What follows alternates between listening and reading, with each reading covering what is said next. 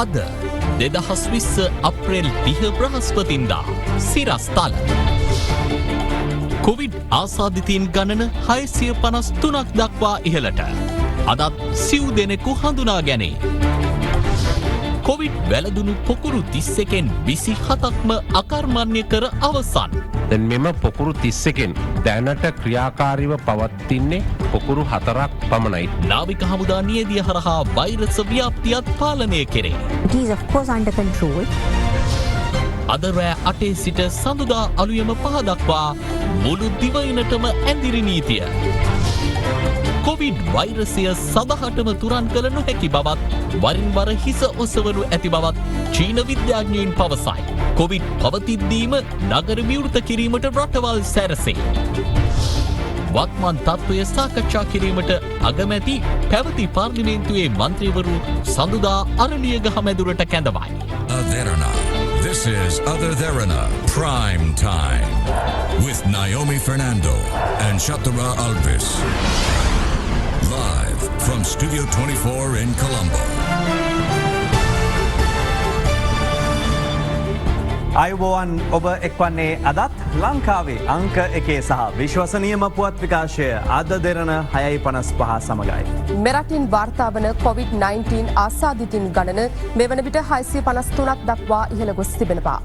ඒ අද දිනය තුළ අලුතින් ආසාදිතින් සිව් දෙනෙකු හඳුනා ගැනීමත් සමගයි. මේ අතර සෞඛ්‍ය සේවා නියෝජ්‍ය අධ්‍යක්ෂ ජෙනරාල් වෛද්‍ය පබා පලිහවඩ මහත්මිය ප්‍රකාශ කළේ නාවික හමුදා සෙබළුන් පිරිසකට COVID-19 වැළඳුනද එම නියැදිය හරහා වෛරසය ව්‍යාප්ත වීම මෙවන විට මුළුමනින්ම පාලනය කර ඇති බවයි.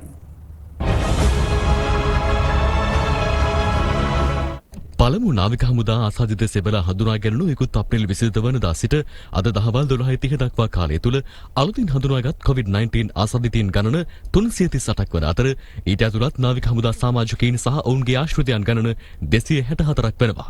එනම් වැලිසිර නාවික හමුදා කඳවුරේ සෙබළුන්ට වැළඳීමෙන් පැතර ගිය නේදිය හැරුණකොට ගෙවුණු දින 9ක කාලය තුල බාහිර නිරෝධායන කඳවුරු සහ ක්ෂේත්‍ර පරීක්ෂණයන්ගෙන් හමු වී ඇත්තේ COVID ආසාදිතයින් 74 දෙනෙකු පමණයි. ඊ හඳුනාගත් COVID-19 ආසාදිත පුද්ගලින් 30 දෙනා අතරින් 20 දෙනෙකු දලිසිර නාවික හමුදා කඳවුරේ සමාජිකයින් වනවා. තවත් 2 දෙනෙක් නිවාඩු ගොස් සිටි නාවික හමුදා සමාජිකයින්. ආසාදිත නාවික හමුදා සමාජිකයින් සමග සමජදා පැවැත් වූ ළඟම ඥාති පුද්ගලින් 7 දෙනෙකුද ආසාදනයට ලක්ව ඇති අතර ඔවුන් බදුල්ල තරාතුඔය හෝකන්දර කන්තලි සහ මොරන්තුඩු යන ප්‍රදේශවල පදිංචිකරුවන්. ඒ 7 දෙනාගෙන් එක පුද්ගලයෙක් ශ්‍රී ලංකා යුද හමුදාවට අයත් විශ්‍රාම යාමට නියමිතව පාඨමාලාවක් කරන එක්කෙනෙක්. නමුත් ඔහු නාවික හමුදාවේ අපගේ විරුදා රණවිරුවෙක්ගෙම එක ඥාතියෙක් හැටියට අපේ රණවිරුවත් වාර්තා වෙන්නේ. ඊයේ දිනේ හඳුනාගත් ආසාදිත නාවික හමුදා සමාජිකයින් ඔවුන්ගේ ආශ්‍රිතයින්ට අමතරව හඳුනාගත් ආසාදිතයා වාර්තා වුණේ ගුවන් හමුදාව මගින් පවත්වාගෙන යනු ලබන නිරෝධායන මධ්‍යස්ථානයකදී. ඔහු කොළඹ ගුණසිංහපුර සිට නිරෝධායනයට යොමු කර සිටි අයෙක්. වැලිසිර නාවික හමුදා කඳවුරේ සේවය කරන සෙබළෙක් නිවාඩු ලබා ඉකුත් 20 වනදා කන්තලේ චූලාබේ මාවතේ පිහිටි නිවස වෙත පැමිණ තිබූ අතර PCR පරීක්ෂණයකට ලක් කිරීමෙන් පසු තහවුරු වූයේ ඔහුට COVID-19 වැළඳී ඇති බවයි. යනු ඊ රාත්‍රියේදීම ආසාදිත නාවික සෙබලාව වැලිකන්ද රෝහලේ ස්ථාපිත විශේෂ ප්‍රතිකාර මධ්‍යස්ථානයේ වෙත ගිලන් රථයකින් රැගෙන ගිය අතර එම නිවසේ සිට සැසු 7 දෙනාද මෙහෙන්තලේ නිරෝධායන මධ්‍යස්ථානයේ වෙත රැගෙන ගිය බව අද දෙරණ වාර්තාකරු සඳහන් කළා. නිවාඩු ලබා පැමිණීම නාවික සෙබලා පසුගිය දින කිහිපෙම කන්තලේ පොලිස් ස්ථානය ඇතුළු තවත් ස්ථාන කිහිපයකට ගොස් ඇත අනාවරණ වීම නිසා එම ස්ථාන අද විෂබීජහරණයට ලක් කෙරුණා. මේ හේතුවෙන් කන්තලේ වෙළඳ සංගමය සිය වෙළඳ සැල් වසා දැමීමට තීරණය කර තිබීම නිසා නගරයේ වෙළඳ සැල් අද වසා දමා තිබුණත් කන්තලේ වෙළඳ සංගමයේ සභාපතිවරයාගේ වෙළඳ සැල් පමණක් අද විවෘත කර තිබුණු ආකාරයද දක්නට ලැබුණා. පවතින වාතාවරණය යටතේ කන්තලේ අග්බෝපුර ආරක්ෂක මුර පොලින් කිසිදු රථයකට පිටවීමට අවස්ථාව නොදීමටද බලධාරීන් තීරණය කර තිබුණා. මේ අතර වැලිසිර නාවික හමුදා කඳවුරේ සේවය කර පසුව නිවාඩුවට තංගල්ල නෙඩොල් පිටිය ප්‍රදේශයේ පිහිටි නිවසට පැමිණි පසු කොවිඩ් ආසාදිතයෙක් බවට හඳුනා ගැනුණු නාවික සෙබලා පදිංචිව සිටි නිවස සහ අවට වෙළඳ සැල් විෂබීජහරණයට ලක් කරනු ලැබුවේ තංගල්ල මහජන සෞඛ්‍ය පරීක්ෂකවරුන්ගේ අධීක්ෂණය යටතේ. COVID-19 ව්‍යාප්තිය පාලනය කිරීම සඳහා සුවිශාල මෙහෙයක් ඉටු කරන නාවික හමුදා සෙබළුන් සඳහා ආරක්ෂිත ඇඳුම් කට්ටල දහසක් LOLC සමූහ ව්‍යාපාරී විසින් අද නාවික හමුදාපතිවරයා වෙත ප්‍රදානය කිරීම සිදු කෙරුණේ නාවික හමුදා මූලස්ථානයේදී. මෙම ඇඳුම් කට්ටලවල වටිනාකම රුපියල් ලක්ෂ 22කට අධිකයි. අපට මෙවැනි උපකරණ අත්‍යවශ්‍යම අවස්ථාවක් තමයි මේක. ඉතින් මේ උපකරණ ඉදිරිපෙළ ඉඳගෙන අපේ රාජකාරී කරන පුද්ගලයන්ගේ ආරක්ෂාව වෙනුවෙන් යොදා ගන්නු ලබනවා. මේ අතර නාවික හමුදා සෙබළුන් පිරිසකට COVID-19 වැළඳුනද එම නීති හරහා වෛරසය ව්‍යාප්ත වීම මේ වන විට මුළුමනින්ම පාලනය කර ඇති බව සෞඛ්‍ය අංශය පවසනවා. The question, like recent days, we've seen double digits in numbers. There's a spike. Are we still under control or are we losing the plot?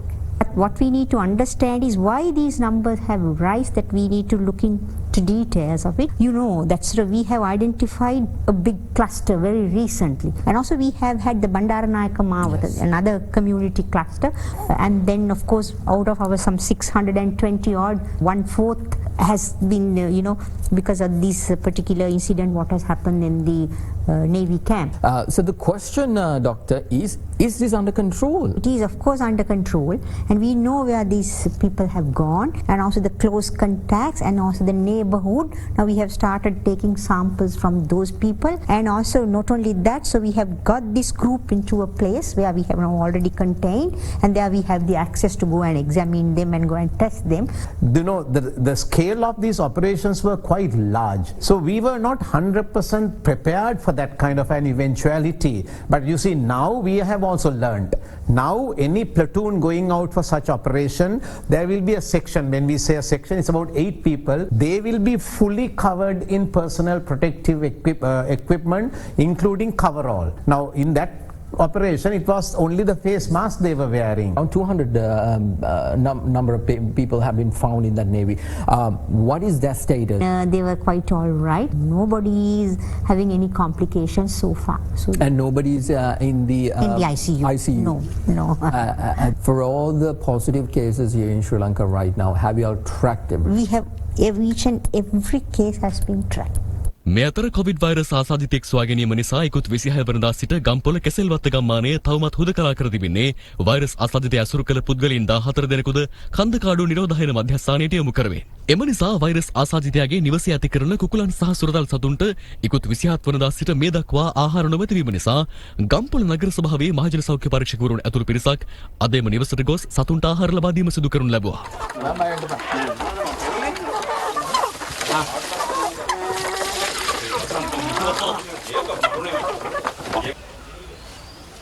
Polonnaruwa ගල්කන්ද යුද හමුදා කඳවුරේ ස්ථාපිත නිරෝධායන මධ්‍යස්ථානයේ ඇඳී සිටීමෙන් දින 14ක නිරෝධායන කාලය අවසන් කළ 91 දෙනෙකු අද සිය නිවෙස් වෙත පිටත් කර හැරීමට යුද හමුදාව පියවර ගත්තා. මම මුස්ලිම් සර්. මම නෝම්බි අල්ලනවා. මගේ නෝම්බි වලට ඕමනා දෙයි. මට පාන්දර කෑම එක පවා. ඒ කියන්නේ මගේ ආගමට වෙනුවෙන් ඒගොල්ලන් ඒ ආගම හැටියට ඒගොල්ලන් ඒ සහයෝගය දුන්නා අපිට. කියන්න අඩුපාඩුවක් නෑ සර් මෙතන. මේ මාතෘංග දාලා යන එක අපිට ඊතර දුකක්. හොඳට සැලකුවා අපි. ඒගොල්ලන් අඩුපාඩුවක් නෑ. සහෝදරය වගේ සැලකුවා. හමුදාවයි අපේ ජනාධිපතිතුමයි අපිට හොඳ මේ සැලකිල්ලක් කෙරුවේ. මේක අමතක වෙන්නේ නැහැ කවදාත්. එම පිරිස අතර සිටි 11 හැවිරිදි කුඩා දැරියක් යුද හමුදාවට තුතිබඳ කරමින් සටහනක්ද තබා තිබුණා.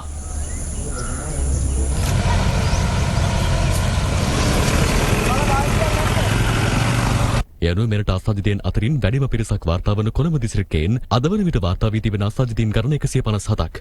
COVID-19 ව්‍යාප්තිය සම්බන්ධයෙන් අවදානම් කළාප ලෙස නම් කර ඇති සෙසු දිස්ත්‍රික්ක වන කළුතරින් ආසාදිතයින් 65ක්ද, ගම්පහෙන් 47ක් සහ පුත්තලමින් 41ක්ද වාර්තා වී තිබුණා. කුරුණෑගල දිස්ත්‍රික්කයෙන් නව ආසාදිතයින් 30 දෙනෙකු ඊයේ හඳුනා ගැනීමත් සමග එහි මුළු ආසාදිතයින් ගණන 23ක් දක්වා ඉහළ ගොස් තිබෙනවා. කොළඹ දිස්ත්‍රික්කයේ අධ්‍යවදානම් කලාප ලෙස හඳුනාගත් ප්‍රදේශවල ප්‍රථම වරට PCR පරීක්ෂණයට අමතරව රුධිර සාම්පල් ලබා ගැනීමෙන් ප්‍රජාව අතර COVID-19 වෛරසය පැතිර ඇද්දැයි සොයා බැලීම අද සිදු කෙරුණා. ඒ අනුව මැද කොළඹ සෞඛ්‍ය වෛද්‍ය නිලධාරී කාර්යාල බල ප්‍රදේශයට අයත් මුත්තයියාපාර ප්‍රදේශයේදී සාම්පල් ලබා ගැනීම ආරම්භ කළා. එම ක්ෂේත්‍ර තුළදී හඳුනාගත් ආසාදිතයින්ගේ සමීපතමයන් ඊයේ දිනේදී PCR පරීක්ෂණයට ලක් කළ අතර එම වාර්තා මගින් කිසිවෙකුට COVID-19 ආසාදනය වී නොමැති බව තහවුරු වී තිබෙනවා. PCR පරීක්ෂණ කරගෙන යනවා. ඊට අමතරව රුධිර සාම්පල පරීක්ෂාවක් මීට සමගාමීව කරගෙන යනවා. ඒ හරහා අපි මේ COVID වෛරසයේ ශරීරගත වෙලා අපේ ශරීරය තුළ ඒ ඉමුනොග්ලොබුලින් වර්ගයේ හැදිලා තියෙනවද කියලා බලන්න කරන රුධිර සාම්පල පරීක්ෂාවක්. ඒ හරහා අපි බලාපොරොත්තු වෙන්නේ මේ කමියුනිටි ස්ක්‍රීනින් හරහා ප්‍රජාව අතර මෙම රෝගයේ පැතිරෙමින් පවතිනවාද යන්න පරීක්ෂා කිරීමට අධි අවදානම් කලාපවල ඉන්න ප්‍රජාව තමයි මේට මූලික කරගෙන තියෙන්නේ. නමුත් අපිට දැනට ලැබෙන දත්ත අනුව පෙනී යන්නේ මේක කමියුනිටි එකේ පැතිරීමක් තාම පේන්නට නැති බවක්. වැලිකන්ද නිරෝධායන මධ්‍යස්ථානයේ යොමු කළ කොළඹ නාගරගම් වීදියේ පුද්ගලයන් 93 දෙනෙකු සාර්ථකව නිරෝධායනය අවසන් කර අද සිය නිවෙස් කරා රැගෙන යනු ලැබුවා. PCR පරීක්ෂණ ඔක්කොම කරලා තියෙනවා. ඒ PCR පරීක්ෂණ සියලුම අයගේ නෙගටිව් නැවත තමන්ගේ නිවාසවල තවත් දින 14ක් නිරෝධායනය වීම සඳහා කටයුතු සංවිධානය කරලා තියෙනවා. පළමු ශ්‍රී ලාංකීය රෝගියා හමුුනේ පහුගිය මාර්තු මාසයේ 11 වෙනිදා. එදා සිට අද දක්වා මේ සමස්ත රෝගීන් සංඛ්‍යාව දිස් සලකා බැලීමේදී ඒ සමස්ත රෝගීන් සංඛ්‍යාව නිර්මාණය වී තිබෙන්නේ ක්ලස්ටර්ස් නැත්තම් පොකුරු 31කින් බවට අනාවරණය වෙලා තිබෙනවා. විශේෂයෙන්ම මේ ප්‍රධාන පොකුරු 31ක් කරහා තමයි මේ සමස්ත රෝගීන් සංඛ්‍යාව නිර්මාණය වෙලා තියෙන්නේ. විශේෂයෙන්ම අපගේ රාජ්‍ය බුද්ධි සේවය විසින් සිදු කළ සුවිශේෂ බුද්ධි තොරතුරු අනාවරණය කර ගැනීම අනුව මේ අනාවරණය වෙලා තියෙනවා. දැන් මෙම පොකුරු 31කින් දැනට ක්‍රියාකාරීව පවතින්නේ පොකුරු 4ක් පමණයි. ඉතුරු පොකුරු 27ම දැනට අකර්මණ්‍ය තත්වයට පත් වී තිබෙනවා. නමුත් මේ ක්‍රියාකාරී තත්වයට තිබෙන පොකුරු 4ෙනුත් පොකුරු 3ක් දැනට අක්‍රිය වෙමින් පවතිනවා. එක පොකුරක් පමණයි දැනටත් ක්‍රියාකාරී. විශේෂයෙන්ම මේ මත්කුඩු ලෝලීන් ඒ වගේම මත්ද්‍රව්‍ය වලට ඇබ්බැහි වෙච්ච පුද්ගලයන් මගින් මේ පොකුරු නිර්මාණය වීම වැළැක්වීම අපේ ප්‍රධාන අරමුණ වෙනවා. විශේෂයෙන්ම ජායල සුදුවැල්ල ප්‍රදේශයෙන් ඇතිවෙච්ච මේ තත්වය මත්කුඩු ලෝලීන් හරහා මත්කුඩු වලට ඇබ්බැහි වූ පුද්ගලයන් හරහා නාගලගම් වීදියට ව්‍යාප්ත වුණා. ඒ වගේම නාගලගම් වීදියෙන් එය කෙසෙල්වත්ත ගුණසිංහපුර ප්‍රදේශයට ව්‍යාප්ත වුණා. ඒ මගින් පොකුරක් නිර්මාණය වුණා. සමස්ත ආසාදිතයින්ගෙන් 14 දෙනෙක් මත්කුඩු වලට ඇබ්බැහි වූ පුද්ගලයන්. මේ තත්වය පාලනය කර ගැනීමට විශේෂයෙන්ම ජනතාවගේ සහාය අවශ්‍යයි. ඔබ ජීවත් වෙන වතු ප්‍රදේශයට ඒ වගේම නැත්නම් ඔබේ මහල් නිවාසවලට වෙනත් ප්‍රදේශයකින් කවුරු හරි ඇවිල්ලා නවාතැන් ගන්න උත්සාහ කරනවා නම් ඒ සඳහා ඉඩ ලබා දෙන්නට එපා. මේ අතර අවදානම් සහගත රාජකාරිවල නියුත වූ පොලිස් නිලධාරීන් PCR පරීක්ෂාවකට ලක් කිරීමට තීරණය කළ බව පොලිස් මාධ්‍ය ප්‍රකාශකවරයා සඳහන් කළා. කෙසෙල්වත්ත පොලිස් බල ප්‍රදේශයේ බණ්ඩාරනායක මාවත ප්‍රදේශයේදී අපේ නිලධාරීන් ගණනාවක් අවදානම් සහගත තැනැත්තන් සමග රාජකාරී කරා. මේ සම්බන්ධයෙන් ඊයේ පෙරේදාත් PCR පරීක්ෂණ වලට ලක් කරා සැකසහිත නිලධාරීන් ගණනාවක් PCR පරීක්ෂණයේදී ආසාදනය වී නැති බවට වාර්තා වෙලා තියෙනවා. කෙසේ වෙතත් මේ පියවර ගැනීමට හේතු වෙලා තියෙන්නේ මහ ජනතාවගේ ආරක්ෂාව වෙනුවෙන්. මේ අතර හමුදාව පිළිබඳව සමාජ මාධ්‍ය ඔස්සේ පැතිර යන අසත්‍ය ප්‍රචාර සම්බන්ධයෙන් යුද හමුදාපති ලොතිතන් ජෙනරාල් ශවෙන්ද්‍ර සිල්වා මහතා ප්‍රතිචාර දැක්වුවා.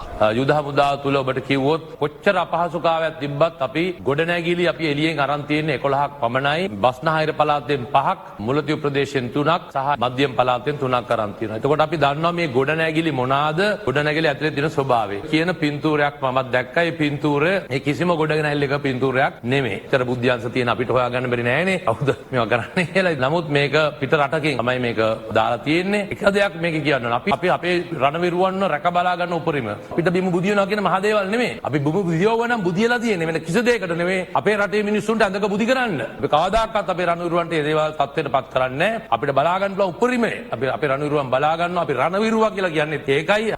අද දින COVID-19 ආසාදිතයින් සිව් දෙනෙකු අලුතින් හඳුනා ගැනීමත් සමග මෙරට සමස්ත COVID-19 ආසාදිතයින්ගේ සංඛ්‍යාව 653ක් දක්වා ඉහළ ගොස් තිබෙනවා.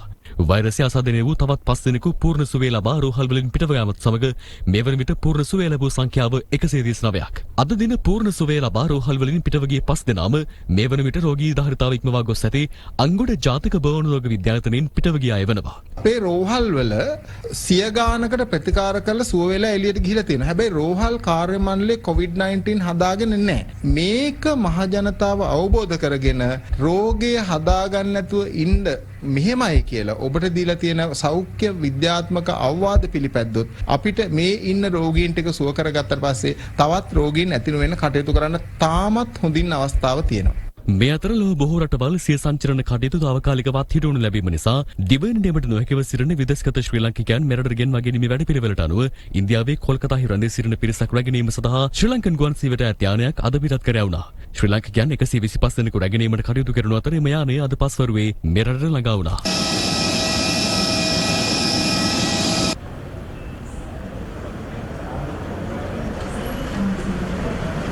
මේ අතර ඉකුත් ජනවාරි මාසයේදී නලදා රූපත් ප්‍රතිකාරය සඳහා ඉන්දියාවේ කොයිම්බතූර් වෙත ගොස් සිටින ශ්‍රී ලාංකිකයන් කණ්ඩායමක් යලි දිවයිනට පැමිණීමේ අපේක්ෂාවෙන් සිටින අතර තවන්ව ගෙන්වා ගැනීමට පියවර ගන්නා ලෙස ඔවුන් රජයෙන් ඉල්ලා සිටිනවා. මෙම පිරිස අතර ගර්භණී තත්වයේ මාස 3ක් වූ කාන්තාවන් 7 දෙනෙකුද වෙනවා. අතිගරු ජනාධිපතිතුමනි ඉන්දියාවේ කොයිම්බතූර් වල ප්‍රතිකාර වලින් පසු ගර්භණී භාවයට පත් වෙලා ලංකාවට එන්න බලාගෙන ඉන්නවා. ප්‍රෙග්නන්ට්ලා මාස 3ක් පහු වෙලා තියෙන්නේ. තවත් ඉවසගෙන ඉන්න අමාරුයි. එළියට යන්න බෑ. කොරෝනා හැදිලා හැමතැනම ඇත්තටම අපි ළඟ කවුරුත් නැහැ. දෙමාපියෝ නැහැ, හස්බන්ඩ්වත් ළඟ නැහැ. 26ක් ඉන්නවා. අපි කියන්නේ අපේ දරුවෝ ගැන හිතලවත් අපිට වෙලාවකට හිතනවා නිරෝගී දරුවෙක්වත් බිහි කරගන්න බැරි තත්ත්වයක් උදා වේද කියලා මේ මානසික පීඩනයත් එක්ක වෙන මොකුත් ඉල්ලන්නේ නැහැ, කන්න ඕනේ නැහැ. අපිව ලංකාවට ගෙන්න ගන්න.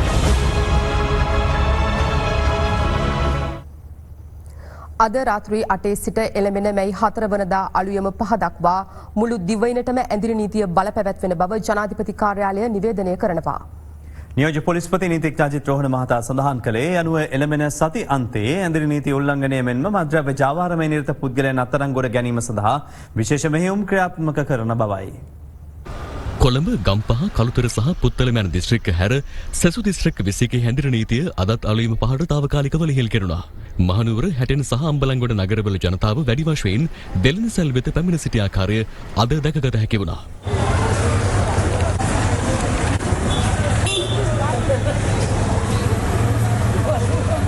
වෙළඳ පොලේ හිඟයක් පවතින කහ මිලදී ගැනීම සඳහා පැමිණ සිටි ජනතාව හේතුවෙන් මාතර නගරයේ වෙළඳසැලක් අසල පැවති තත්ත්වයයි මේ.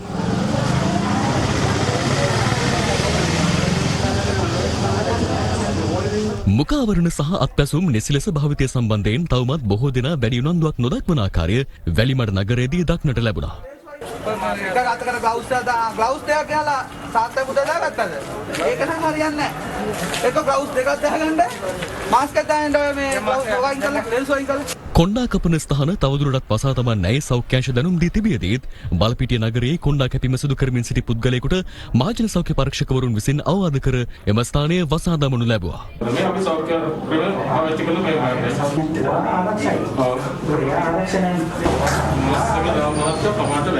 මාස්ක කරලා තමයි කපන්නේ. ඒ සාධාරණ කතා කරන අපි විතරක් අහන්න හොඳ නැහැ. සැලුන් කිව්වොත් ඔක්කොම අහන්න ඕන. මට වහන්න කියලා ලියුමක් දෙන්න ඕගොල්ලෝ අස්සම් කරලා මම වහන්නම් මේ වගේ බිල් ගෙවන්න කවුරක්වත් බිල් ගෙවන්නේ නැහැ. AC වාරයක් ගන්නෑ, කරපොදි ගෙවන්නේ. මට විතරක් කරන්න බෑ ඔක්කොටම. නෑ. ඔයා දැන් ඉස්සරහම මේ මහතුත් තියෙන සෞඛ්‍ය අංශ මහතුත් තියෙනවා නේද? මේ සෞඛ්‍ය ප්‍රශ්නයක්. කරුණාකරලා දැන් ඕක නවත්තන්න මතක පොලිසියට.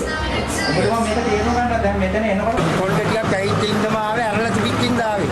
නැත්තම් එන්නේ නැහැ. ඇඳිරි නීතිය ලිහිල් කෙරුණු දිස්ත්‍රික්ක 21 සඳහා අද රාත්‍රී 8 සිට යලි ඇඳිරි නීතිය පැනවීමත් සමග එළඹෙන මැයි මාස 4 වනදා සඳුදා අලුයම 5 දක්වා සමස්ත දිවයිනටම ඇඳිරි නීතිය බලපැවැත්වෙන බව ජනාධිපති මාධ්‍යංශය නිකුත් කළ නවතම නිවේදනයේ සඳහන්. ඇඳිරි නීතිය උල්ලංඝනය සම්බන්ධයෙන් මෙතෙක් අත්අඩංගුවට පත් වූ සමස්ත පුද්ගලයන් ගණන 42365ක් වන අතර පොලිස් බාහිරට ගැනුණු සමස්ත වාහන ගණන 10982ක්. බලන්නකෝ දැන් උඩට තියනවද මේ ක්‍රියාවලිය තියනවද නිරෝධන ක්‍රියාවලියට පටහනි වල යන්නේ. ඒක තියෙන්නේ රෝල වෙත පොලිතින් බෑග් ප්‍රවාහනය කිරීම.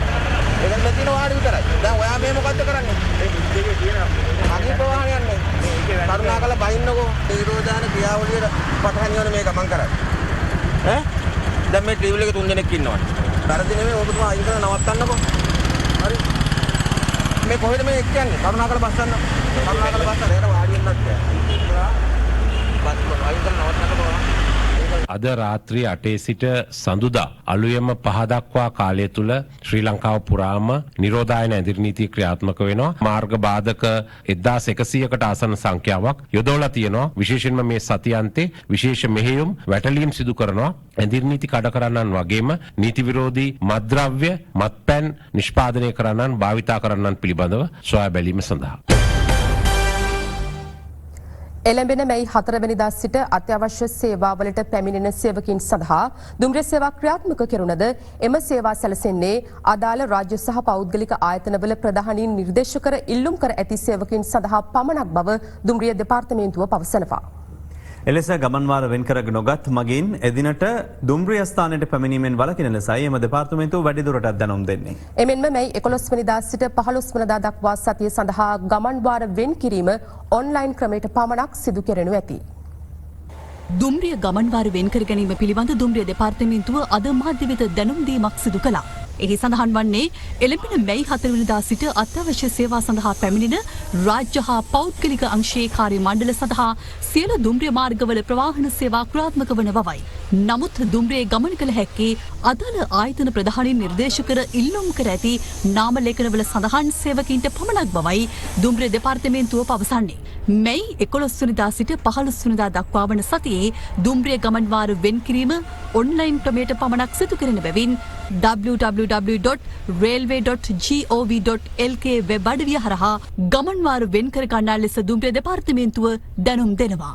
මෙසේ සැලසුම් කරන දුම්රියවල ගමන් කළ හැක්කේ කලින් ඒ සඳහා අවසර ලබාගත් කාර්ය මණ්ඩල සඳහා පමණි. එලෙසම එම කාර්ය මණ්ඩලය සඳහා වෙන් කරන ලද ආසන හා ඒ අනිකුත් කටයුතු අදාළ අය වෙත ඔවුන් විසින් ලබා දී ඇති දුරකථන අංකයට SMS මගින් යථා කාලයේදී දැනුම් දීමට කටයුතු කරනු ලැබේ. එසේම කාරුණිකව ඉල්ලා සිටින්නේ එසේ ආසන වෙන් නොකරගත් මගින් දුම්රිය ස්ථාන කරා නොපැමිණෙන ලෙසයි. ලබන සතිය සඳහා ආසන වෙන් කරවා ගැනීම සඳහා දැනට දුම්රිය දෙපාර්තමේන්තුව හා මොමිටෙල් ආයතනය මගින් සකස් කර ඇති ඔන්ලයින් ක්‍රමය ඔස්සේ එම ආසන වෙන් කර ගැනීමට අදාළ ආයතන ප්‍රධානීන් අවශ්‍ය කටයුතු කරනු ඇතැයි බලාපොරොත්තු වෙනවා. කොළොන්නාව තෙල්ගබඩා සංකීර්ණයට පැමිණෙන තෙල් බවුසර ආරක්ෂක අමාත්‍යංශයේ පර්යේෂණ අංශයෙන් පසුගියදා නිපද වූ විෂ බීජ හරණ යන්ත්‍රය ආධාරයෙන් අද උදැස්සන විෂ බීජ හරණයට ලක් කෙරුණා. මේ අතර ඉන්ධන ගබඩාවල මේ වන විට ඉන්ධන පිරී තිබීම හේතුවෙන් නව ඉන්ධන ඇනවුම් අවලංගු කිරීමට පියවර ගන්නා බව ලංකා කනිජ තෙල් තොග ගබඩා පර්යන්ත සමාගමේ සභාපති මොහොමඩ් උවයිස් මොහොමඩ් මහතා පවසනවා. මම ඉතාමත්ම වගකීමෙන් කියනවා කිසිම බියක් සැකක් ඇති කරගන්න එපා. අපි ගාව දැන් මාසයකට ඇති වෙන්න අපේ ඉන්ධන තොග තියෙනවා. සති දෙකකට අධික කාලයක් වසත් ලැබුණු පිටකොටුව මැනින් වෙළඳපොළ තොග වෙළඳාම් සඳහා අද දෙවන දිනටත් විවෘත කෙරුණා. කෙසේ වෙතත් ඊයේ දිනේට සාපේක්ෂව අඩු මිලක් යටතේ එළවලු අලෙවි වුවත් පැමිණි ගනුදෙනුකරුවන්ගේ අඩුවක් දක්නට ලැබුණා. හෙට දිනේදීත් විවෘතව තැබෙන මැනින් වෙළඳපොළ එළඹෙන ඉරිදා විෂ බීජ හරණ කටයුතු සඳහා යලි වසා දැමීමට නියමිතයි. දඹුල්ල ආර්ථික මධ්‍යස්ථානයේ සහ සතිපොළෙහි සිටින වෙළඳුන් සහ පාරිභෝගිකයන් සෞඛ්‍ය ආරක්ෂිත ක්‍රමවලින් බැහැරව ක්‍රියා කරන අයුරු මෙලෙස දක්නට ලැබුණා.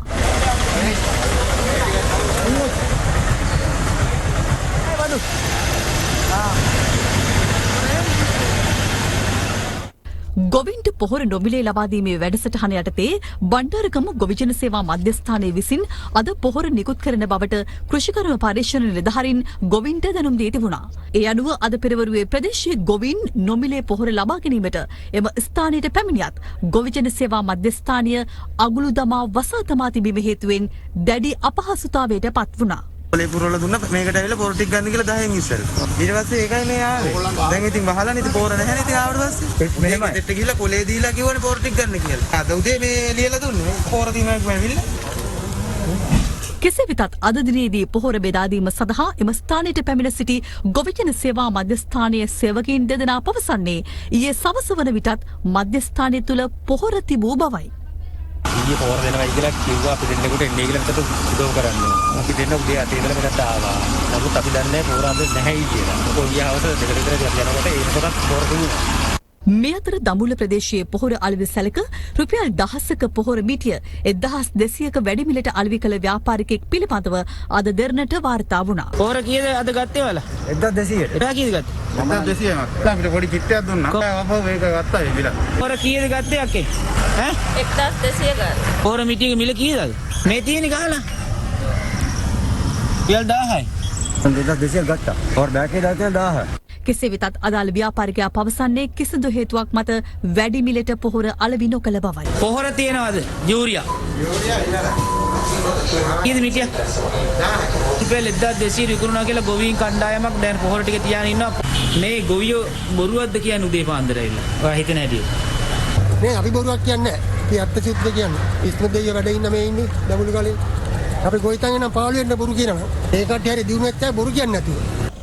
මේ අතර කහතුඩුව ප්‍රදේශයේ ඇඟලුම් කර්මාන්ත ශාලා ඇතුළු කර්මාන්ත ශාලා කිහිපයක වැඩ කටයුතු යළිත් ආරම්භ කිරීමට සුදුසු වාතාවරණයක් පවතින්නේද යන්න සොයාබැලීමට කහතුඩුව මහජන සෞඛ්‍ය පරීක්ෂකවරුන් ඊයේ ඒ ආශ්‍රිත නිරීක්ෂණයකට එක් වුණා. ආරම්භ කර ඇති කර්මාන්ත ශාලාවක සෞඛ්‍ය ආරක්ෂිත ක්‍රම අනුගමනය කිරීම සම්බන්ධයෙන් පසු විපරමක්ද සිදු කෙරුණා. රජයෙන් සහ ජනාධිපති කාර්ය සාධක බලකායෙන් අපිට උපදෙස් ලබා දීලා තියෙනවා අප ප්‍රදේශවල තිබෙන කර්මාන්ත ශාලාවල නිෂ්පාදන ක්‍රියාවලිය ආරම්භ කරන්න. ඒ අනුව අද දවසේ අපි මෙම ස්ථානයට පැමිණ කර්මාන්ත ශාලාවේ නිෂ්පාදන ක්‍රියාවලිය සිදු කිරීම සඳහා අපගේ සියලුම මහජන සෞඛ්‍ය පරීක්ෂකවරුන් මේ ස්ථානය පරීක්ෂා කරා. COVID-19 වෛරසය ලෝකෙන් සදහටම තුරන් කිරීමට නොහැකි වනු ඇති බවත් සාමාන්‍ය ඉන්ෆ්ලුවෙන්සා වෛරසයක් මෙන් එය වරින් වර හිස ඔසවනු ඇති බවත් චීන විද්‍යාඥයින් කණ්ඩායමක් ප්‍රකාශ කර තිබෙනවා. මේ වන විට ලොව පුරා මිලියන 3.2ක ජනතාවක් කොවිඩ් ආසාදිතින් බවට පත්ව ඇති අතර මිට සුළු වේලාවකට පෙර ගෝලීය මරණ ගණන 2,28,057ක් දක්වා ඉහළ ගොස් තිබුණා. මේ පිළිබඳ තොරතුරු විරාමයෙන් අනතුරුව ගෙනීමට අප සූදානම්. ගොවියා පාරිභෝගිකයා සහ නිෂ්පාදන සැපයුම්කරු අතර යාන්ත්‍රණයට ඩිජිටල් තාක්ෂණය යොදා ගැනීමේ හැකියාව පිළිබඳ ජනාධිපති ගෝඨාභය රාජපක්ෂ මහතාගේ අවධානය යොමු තිබෙනවා. ඒ කෘෂිකර්ම වැවිලි හා වෙළඳ අමාත්‍යාංශවල නිලධාරීන් සමග ජනාධිපති කාර්යාලයේ අද පැවති සාකච්ඡාවකදී ජනාධිපතිවරයා සහ කෘෂිකර්ම අභ්‍යන්තර වෙළඳ පාරිභෝගික සුබ සාධන වැවිලි හා අපනයන අමාත්‍යාංශවල ලේකම්වරු සහ හෙක්ටර් කොබ්බෑකඩුව ගොවි පර්යේෂණ ආයතනය ඇතුළු තවත් ආයතන කිහිපයක නිලධාරීන් අතර අද මෙම සාකච්ඡාව පැවැත්වුණා. වෙළඳ අපනයන පොහොර ඇතුළු සේවා සැපයුම් තොග සැපයුම්කරුවන් තොග ගැනුම්කරුවන් බහණ්ඩ එකතු කරන්නන් හෝටල් වැනි මහා පරිමාණ ගැනුම්කරුවාගේ සිට දෛනික පාරිභෝගිකයා දක්වා කෘෂිභෝග අලවියට ඩිජිටල් තාක්ෂණය යොදා ගැනීමේ හැකියාව පිළිබඳ මෙහිදී සාකච්ඡාවට ලක්ව තිබෙනවා. අස්වැන්න සඳහා ඉහළ මිලක් වෙනුවෙන් ගොවියාට තරඟ කිරීමේ හැකියාව ලබා දීමත් මෙහි අපේක්ෂාවක්. ප්‍රාදේශීය ලේකම් කොට්ටාස තාක්ෂණය මගින් යා කරමින් ගොවියා සහ ගැනුම්කරුවා පහසුවෙන් සම්බන්ධ කිරීමටද ඩිජිටල් තාක්ෂණය උපයෝගී කරගත හැකියි. එමගින් අතරමැදියාගෙන් ලැබෙන මුදලට වඩා වැඩි මිලක් ගොවියාට ලබා ගැනීමට අපේක්ෂා කෙරෙනවා. රටේ පාරිභෝගික අවශ්‍යතා සමීක්ෂණයටද මෙම ක්‍රමය දායක කරගත හැකියි. ගමනාගමන මණ්ඩලය, දුම්රිය සහ තැපැල් දෙපාර්තමේන්තුවද මෙම ඩිජිටල් ක්‍රියාවලියට එක් කරගත යුතු බවයි ජනාධිපතිවරයා එහිදී පවසා ඇත්තේ. ගොවීන්ට සහ වීමෝල් හිමියන්ට විශේෂ අඩුපොලි සහන ණය ක්‍රමවේදයක් හඳුන්වා දීමට කැබිනට් මණ්ඩලයේ අනුමැතිය හිමිව තිබෙනවා. කැබිනට් තීරණ දැනුම් දීමේ මාධ්‍ය හමුවට එක්වෙමින් සම කැබිනට් ප්‍රකාශක අමාත්‍ය බන්දුල ගුණවර්ධන මහතා මේ බව සඳහන් කළා. මහජන බැංකුව ලබන සතියේ සිට ක්‍රියාත්මක කරන අස්වැන්න නමින් විශේෂ ණය යෝජනා ක්‍රමයක්. සානදායී පොලි අනුපාත යටතේ ගොවිය ලක්ෂ 30ක් දක්වා ණය මුදලක් ඒ කෘෂිකාර්මික ව්‍යාපෘති සඳහා ලබා ගන්න පුළුවන්. බැංකුවල ණය ගෙවීම පැහැරහැරලා නැති සියලුම සුළු හා මධ්‍ය පරිමාණ වීමෝල් හිමියන්ට ණය පාසුකම් ලබා දෙන්නත් ඊයේ කැබිනට් මණ්ඩලයේ අනුමැතිය ලබා දුන්නා. මේ සතිය දෙක තුලදී ආර්ථික ක්‍රියාවලිය අධීරයෙන් අධීර යහපත් කර ගැනීම සඳහා අවශ්‍යම කටයුතු කරන්න පුළුවන්. මංගල් සමරවීර මහතා ඊයේ ජනාධිපතිවරයාට ලිඛිතව දන්වා සිටියා. ජනාධිපතිතුමා ව්‍යවස්ථාව උල්ලංඝනය කරොත් යම්කිසි දඬුවම් වගේකුත් පෙන්වලා දුන්නා. මේ දඬුවම් වලට මුහුණ දෙන්න සිද්ධ වෙනවා කියලා. මේ රටේ මනුස්ස ජීවිත බේරගෙන අතිගරු ජනාධිපතිතුමත් අපි කැබිනට් මණ්ඩලයේ සියලුම දෙනාත් ජනතාවගේ සුබසිද්ධිය වෙනුවෙන් කැප වෙලා ඉරේ යන්න අපි සූදානම් බව එතුමට ප්‍රථමයෙන් දැනුම් දෙන්න කැමැතියි. මක්නිසාද එතුමා ජිනීවා වලට ගිහිල්ලා යුද අපරාධ චෝදනා යටතේ රණවිරුවෝ සියලු දෙනා දනුකන්දේ ගසන්ට ක්‍රියා කරපු ඇමතිවරයා. අතිගරු ජනාධිපතිතුමා ආණ්ඩුක්‍රම ව්‍යවස්ථාවේ කිසිම වගන්තියක් උල්ලංඝනය කරලා නැහැ. ඒ විසිරෝ පාර්ලිමේන්තුව නැවත ගැඳවන්න බෑ. පුළුවන් එකම අවස්ථාවක් තියෙනවා. ඒ තමයි අතිගරු ජනාධිපතිතුමාට හදිසි තත්ත්වයක් ප්‍රකාශ කරන්න ගැඳවන්න පුළුවන්.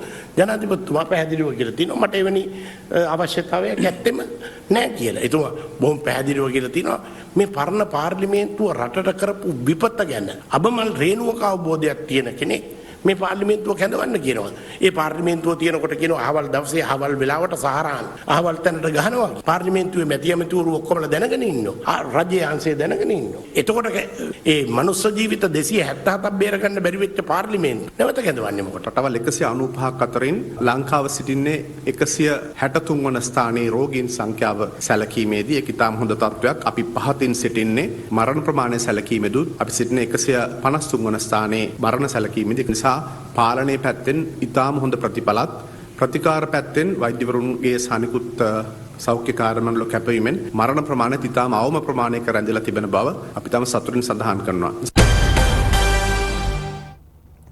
රට තුළ පවතින තත්ත්වය පිළිබඳ සාකච්ඡා කිරීම සඳහා ග්‍රාමාත්‍ය මහින්ද රාජපක්ෂ මහතා පැවති පාර්ලිමේන්තුව නියෝජනය කළ මන්ත්‍රීවරු 225 දෙනා වෙත ආරාධනා කර තිබෙනවා. ඒ අනුව එම සාකච්ඡාව මැයි මාස 4 වෙනි සඳුදා උදෑසන 10:30ට අරලියගහ මන්දිරයේ පැවැත්වෙනු ඇති. අග්‍රාමාත්‍ය මහින්ද රාජපක්ෂ මහතාගේ ආරාධනයෙන් මැයි මස 4 වෙනිදා පෙරවරු 10:30ට අරලියගහ මන්දිරයේදී මෙම සාකච්ඡාව පැවැත්වීමට නියමිතයි. පැවති පාර්ලිමේන්තුව නියෝජනය කළ මන්ත්‍රීවරු 225 දෙනා වෙත අග්‍රාමාත්‍යවරයා විසින් මෙම සාකච්ඡාවට ආරාධනා කර ඇති අතර COVID-19 ව්‍යාප්තිය හේතුවෙන් රට තුළ උද්ගත වෙති තත්ත්වය පිළිබඳව එහිදී සාකච්ඡා කරනු ඇති. මේ අතර පැවති පාර්ලිමේන්තුව යලි කැඳවන ලෙසට විපක්ෂය නියෝජනය කළ පක්ෂ සිදු කරන ඉල්ලීම පිළිබඳව අදත් පාර්ශව රැසක් අදහස් පළ කළා. අපි ඔක්තෝබර් මාසේ අතුරු සම්මත ගිණුම ඉදිරිපත් කරනකොට අපි කොරෝනා වලට මුදල් වෙන් කරුවේ නැහැ. ඒගොල්ලෝ සමහර විට භාණ්ඩාගාරයේ යම්මත් එක්ක කතා කරලා පස්සේ දොරේ මුදල් ගන්න උත්සාහ කරයි. හැබැයි මම මේ භාණ්ඩාගාර නිලධාරීන්ට කියනවා පස්සේ දොරේ මුදල් දීම අප්‍රේල් මාසේ 30 වෙනිදායින් පස්සේ මේ රටේ ව්‍යවස්ථාව උල්ලංඝනය කිරීම. ව්‍යවස්ථාව උල්ලංඝන කරන එයාගේ ප්‍රජාහිතය නැති වෙනවා. දන්න නීති සංග්‍රහය එයාට විරුද්ධව කටයුතු කරන්න පුළුවන්. දේශපාලන වාද භේද මේ වෙලාවේ අදගෙන උසාවි ගානේ මේ පිළිබඳව රාෂ්ට්‍රීය ආදුවේමින් UNP කණ්ඩායම ඔවුන්ගේ හවුල්කරුවන් ගෙනියන වැඩපිළිවෙල මේ රටේ ජනතාව දකින්නවා නොඅනුමානයි. දැන් මැතිවරණය නියම කළා තියෙන ජූනි මාසේ 20ට. පාර්ලිමේන්තුව රැස් වෙන ඉදිරි දිනයක් නියම කළා නැහැ ජනාධිපතිවරයා. ඒ වගේම සිවිනදර මේක තියන්න පුළුවන්ද කියලා විශ්වාසෙකුත් නැහැ. මෙවැනි තත්වයක් යටතේ රාජ්‍ය මුදල් පාර්ලිමේන්තුවේ අවසරයක් නැතුව රජයේ කටයුතු සඳහා භාවිතා කිරීමට හැකියාවක් නැහැ. ඒක ආණ්ඩු ක්‍රම ව්‍යවස්ථාව උල්ලංඝනයක් වෙනවා. මම මංගල සමරවීර මන්ත්‍රීවරයාගෙන් අහනවා පාර්ලිමේන්තුව කැඳෙව්වට පස්සේ සභාගර්භයේ තියෙන ආසන 225 මංගල සමරවීර මහත්තයා කොහොමද දන්නේ මීටර් පරතරයක් හදලා දෙන්න අපිට වාඩි ගන්න. හරියට මීටර් පරතරය ගත්තොත් ඔය පාර්ලිමේන්තුවේ වාඩි ගන්න පුළුවන් වෙන්නේ 75 දෙනෙකුට විතරයි. ඉතුරු යාට ඉන්න වෙන්නේ එළියේ. දැන් මේ අය කතා කරන විදියට අපිට පේනවා යම් විදියකින් මේ යහපාලන ආණ්ඩුව තිබුණා නම් එහෙම මේ වෙනකොට මිනිස්සු කොරෝනා වලින් භාගයක් මැරිලා බඩගින්නේ භාගයක් මැරිලා. මේ රටට එරෙහිව අනපනත් සම්මත කරපු මංගල සමරවීර සමලිංගික ක්‍රියා පිළිබඳ නීත්‍යානුකූල පනතකින් සම්මත කරන්න කියපු මංගල සමරවීර මේ ආණ්ඩුව පරදින්න ඕන මෙන්න තියලා බාර්වි කොටලා මිලියන 600ක් කොමිස් ගත්තයි කියලා චෝදනා වෙච්ච පුද්ගලයා තමයි අද මේ කතා කරන්නේ මේ රටේ මුදල් භාවිතාව පිළිබඳව. ජනාධිපතිතුමාට බලය තියෙනවා පාර්ලිමේන්තුව කැදවලා මාස 3ක් යනකම් ඒ මුදල් භාවිතා කිරීමේ බලය පැහැදිලිව ආණ්ඩු ක්‍රම ව්‍යවස්ථාවේ ජනාධිපතිවරයාට තියෙනවා. ඒ නිසා රට නොමග යවන්න නිලධාරීන්ට වෙන මත හදන්න කටයුතු කරන මංගල සමරවීර වැනි පුද්ගලයන්ට නීතිය ක්‍රියාත්මක කරලා වහාම අත්අඩංගුවට කටයුතු කරන්න ඒක නිලීම අපි රජයෙන් කරනවා. රජයට පාර්ලිමේන්තුව කැඳවීම තුළ හානියක් සිදුවන්නට අපි ඉඩ තබන්නේ නැහැ. දෝසා වියෝග හෝ විශ්වාස භංග යෝජනා ගෙනෙන්නට අපි කටයුතු කරන්නේ නැහැ. අද මංගල සමරවීරලාට ඔය සියලු දෙනාට ඕන වෙලා තියෙන්නේ මේ රටේ මුදල් පාලනයේ තියෙන ප්‍රශ්නයක් විසඳන්න නෙවෙයි. දැනට මේ කොරෝනා මර්ධන ක්‍රියාදාමය ඒ වගේම මහජනයාගේ සුබ සාධන කටයුතු